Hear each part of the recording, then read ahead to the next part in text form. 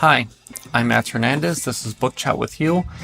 In this and almost every episode, I try to have this be a conversation about short stories with you. I want to hear what you have to think about short stories and all that stuff. That's why, if possible, I try to provide a link below to a reading of the story and also a PDF if one's available. For this one, I was able to find an audio reading of it pretty easily. I'm not sure if I can get a PDF. I think maybe, I don't know. Okay, so the story we're looking at today is Raymond Carver's A Small Good Thing, published in 1983. It was inside this volume here. Again, the story and its writer, edited by Ann Charters. So the story is about loss, but interestingly, it's also equally about loneliness. I mean, it might not seem like it's also about loneliness, but it truly, truly is. And the loss is all throughout. It's about a husband and wife, Anne and Howard, losing their, 8-year-old son, Scotty, due to a due to a car hit and run.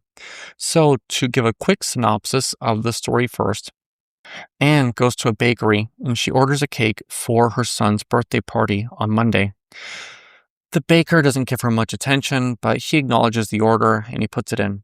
Then on Monday morning, their son Scotty's walking to school with his friend. He steps into traffic. There's a hit and run. He kind of gets up.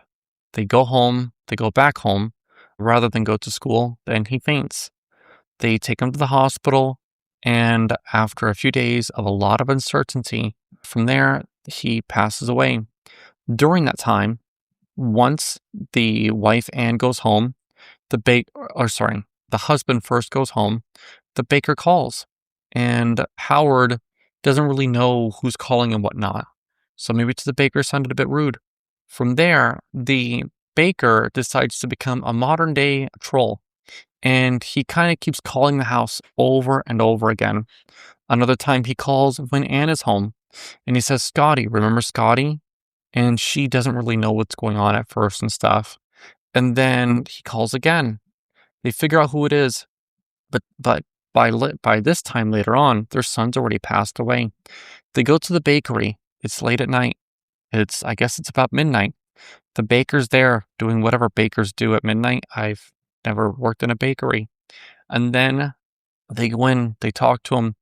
Once some of the confusion settled and they've said a few angry words and stuff, the baker apologizes and they just stay up all night drinking coffee. And, I've been watching some of these Netflix Marvel shows, and then I look at this story and it's like, man, how does coffee have this superpower for some people? Because for me, if I drink enough coffee, eventually I get like a tiny bit of a headache and then I can't sleep at night. But I guess there's some people out there who could just have unlimited coffee and they just don't need any sleep, huh?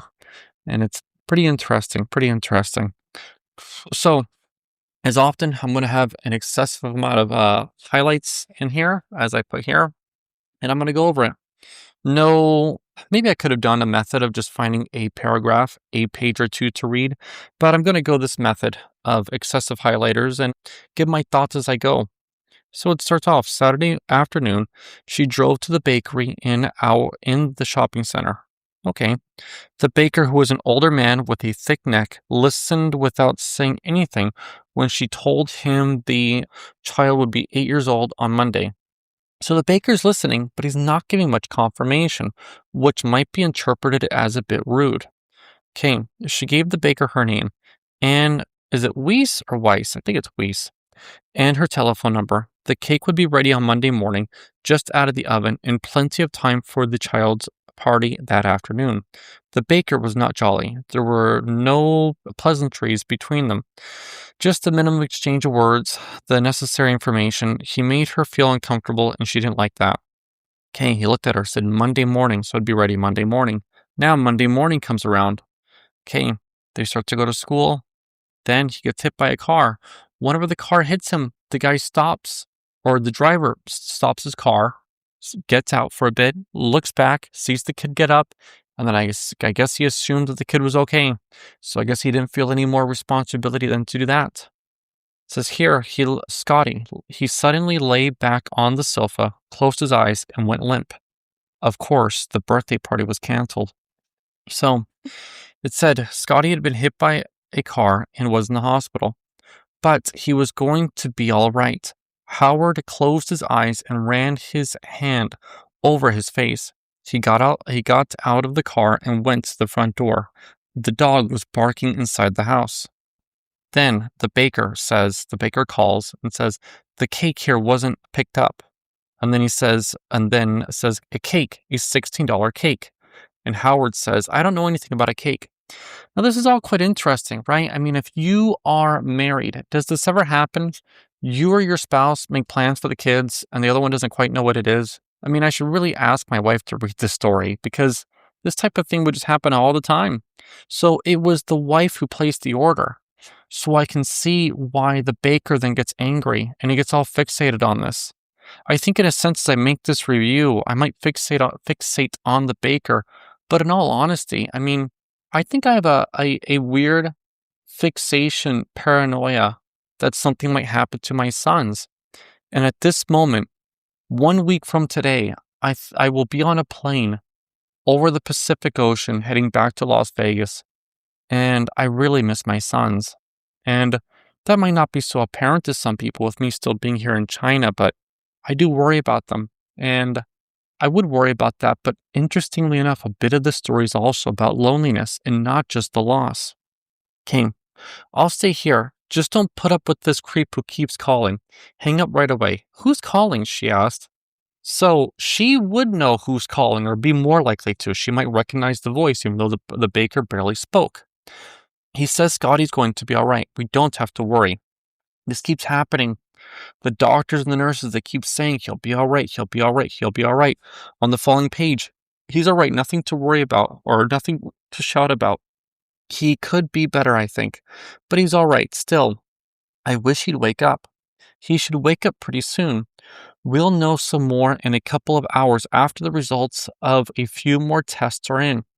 But he's all right, believe me, except for the hairline fracture of the skull. He does have that. Okay, then a bit further down, a doctor says, I wouldn't want to call it a coma. Not yet, anyway. So, they don't want to call it a coma. They know something's wrong. They can't give any answers. They just want to keep reassuring the family that he's okay. And then, who is this? Howard says, he would have said something if Scotty wasn't okay. Then further down, Anne says, she said, I almost thought I'd forgotten how, but it all came back to me. All I had to do was close my eyes. Please, God, help us. Help Scotty. And then the rest was easy. The words are right. Maybe if you pray too, she said to him. I've already prayed, he said. I've prayed this afternoon, yesterday afternoon. I mean, after you called, while I was driving to the hospital. I've been praying, he said. That's good. Just interesting. Just how all of a sudden a religious feeling comes back. We don't know how religious this family may or may not be. Maybe a tiny connection to the Story Cathedral, perhaps. But that story wasn't religious in any way. Just something that stuck out to me. But I could tell you were all convinced he's out of danger. Will feel better when he wakes up. There's no reason, absolutely none, why he shouldn't come around very soon. Oh, he'll have himself a dilly of a headache when he does. You can count on that. But all his signs are fine. This keeps going on. So, I mean, I highlighted more of that, and maybe I could just skip that one. Okay.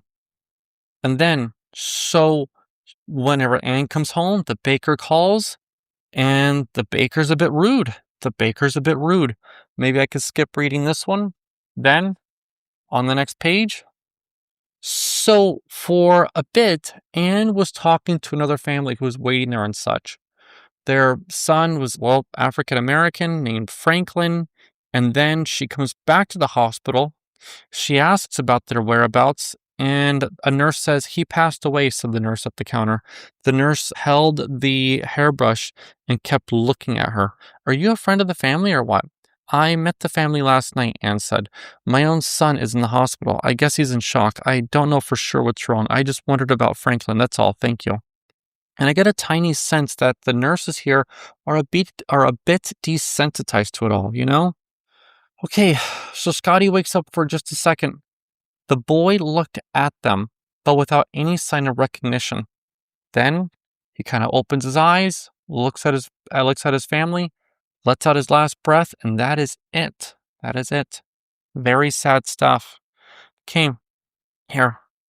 He seemed to let out some goodness she didn't understand. She let her head rest on his shoulder, but her eyes stayed open. So the doctor does try to comfort her, and she does rest her head upon the doctor's shoulder as the doctor confirms to Howard and Anne that their son is gone.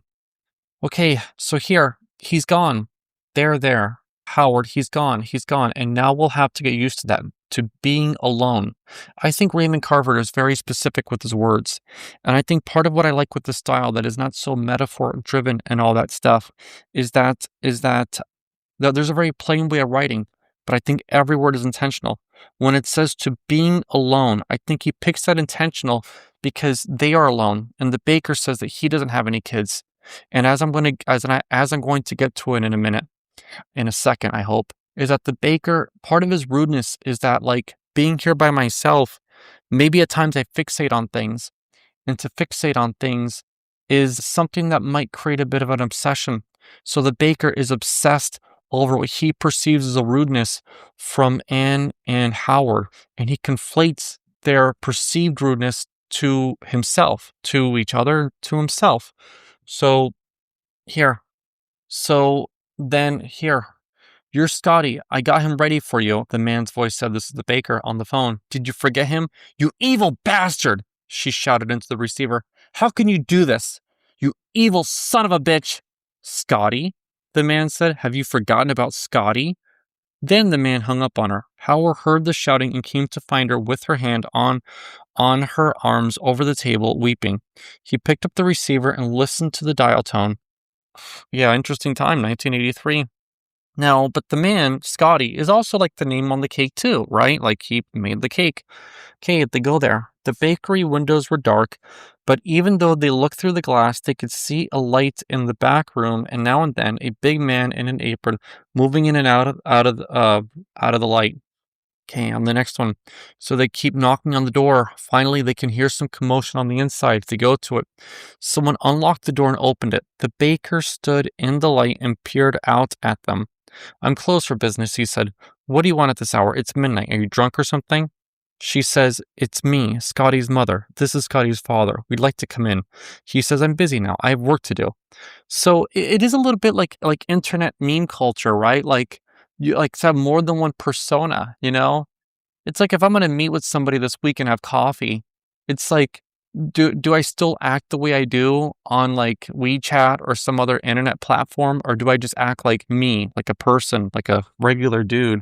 So all of a sudden the baker face to face, he has to, like he knows he's prank calling them, right? Okay, maybe you want your cake. You ordered cake, didn't you? You want to pick up your 3-day-old cake? That it? I don't want to argue with you, lady. It cost me time and money to make. I hope I find the line here. And then she says, here. And then he says, please sit down. Let me get you a chair. Please sit down. Please sit down, you people. And then she says, I wanted to kill you. I wanted you dead. He says, let me see how sorry I am. So by now, they've told him that their son is dead. Listen to me. I'm just a baker. That doesn't excuse me for what I did, but I'm deeply sorry. I'm sorry about your son, and I'm sorry for my part of this. Forgive me if you can. Maybe I didn't highlight the exact part here, but he does say specifically that he too is lonely in his age, working 16 hours a day. So I might have missed the right line to highlight here, but he does state it. And I do think that part of that does that to somebody. So he starts to feed them. He served them warm cinnamon rolls just out of the oven, the icing's still running. It's good to eat something. There's more. Eat up. Eat all you want. But there's all the rolls in the world here. They nodded with the baker again and began to speak of his loneliness. I did get it. And the scent of doubt and limitation that come in his middle years. He tells them it's a heavy bread, but rich. They smelled it and then he had them taste it. So I think that's profoundly important. I think at some point we all suffer with these things. And I think being alone here in China a couple times, I could really get this sense of this loneliness and stuff here by myself a couple of times. But then I come to realize that I cannot grasp how deep that must go for some individuals. I'd hope that that's one thing that we can chat about in these podcasts and all that stuff, is that we can have these conversations together. You know, what even a few of these English corners that I've hosted or I've hung out with people shortly after, two people flat out said, I come because I'm lonely. And it's as simple as that. And yeah, I think in a way, as a father, maybe I should comment more on the theme of loss, but there's a real theme of loneliness there too that should not be ignored. I would love to hear what you think, and I'll try to post the story and all that. Have a wonderful day. Thank you. Bye.